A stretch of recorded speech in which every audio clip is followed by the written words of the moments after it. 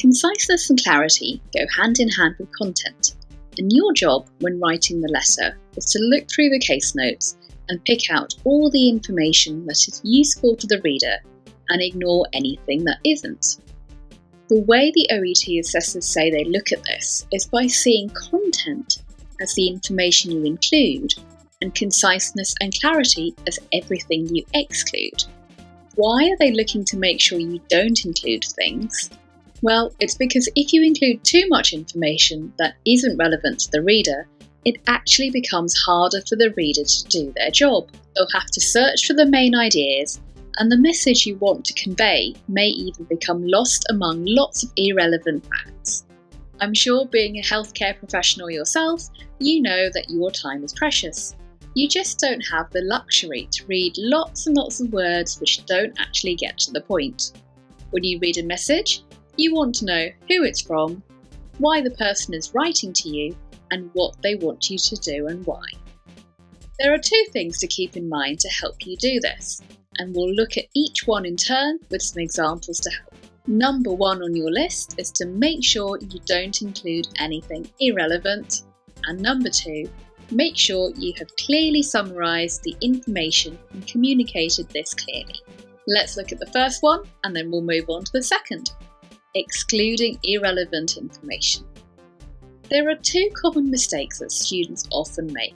Firstly, they include information that the reader already knows or is not relevant to the reader's role in caring for the patient. And secondly, they go into too much detail about the patient's background or history that's just not relevant to the current situation. Let's look at an example together. Here's an extract from the case notes about Mrs. J. Barvardi, who has recently had surgery for a broken wrist following a cycling accident. You've been asked to write a referral letter to the district nurse who will be monitoring her recovery. What information would you include and what would you leave out?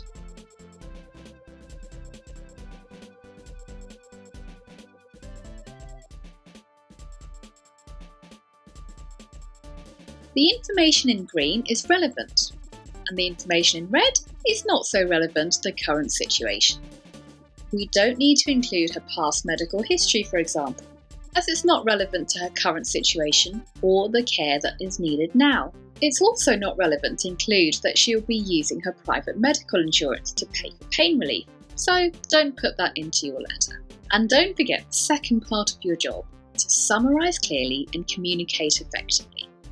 The way we can do this is by grouping similar information together. Have a look at all the parts in blue.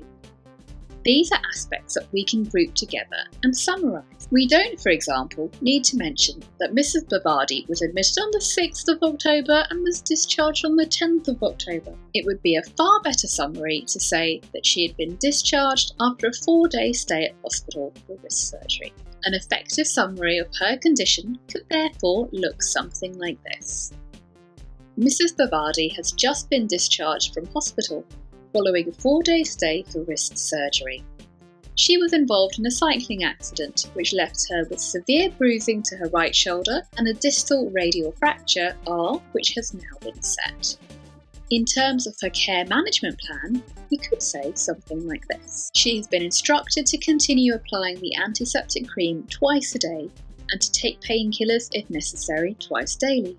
An appointment for the removal of stitches has been made for the 19th of October 2020, but in the meantime I would be grateful if you could monitor her dressings and wound. Being fit and determined, she says she does not need help with daily activities, but please remind her that she should refrain from any strenuous activities until fully recovered. If you wanted to summarise her social background, you could say something like, Mrs. Bavardi lives alone but has a strong support network in place. And this would include the idea of her family living nearby and her neighbours offering to help. By grouping your ideas together, it makes it quicker and easier for your reader to process your letter. So remember, in order to do well in conciseness and clarity, you should exclude anything irrelevant to the reader, don't include anything not relevant to their scope of care or what they already know, and don't include past history if it has no relevancy to the current situation. You should group together similar ideas and summarise them effectively.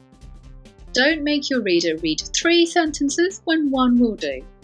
And don't make your reader search for messages. Make sure everything connected is in the same place. Remember, as a healthcare professional, your time is precious, so be kind to your colleagues and write with them in mind. Thanks for watching this video by Bose Learning. We're a premium preparation provider, OET. If you like this video, don't forget to subscribe and share it with your colleagues. And to get a great deal on our on-demand video courses, just have a look at the information below. Thanks very much for watching and see you again next time. Bye bye.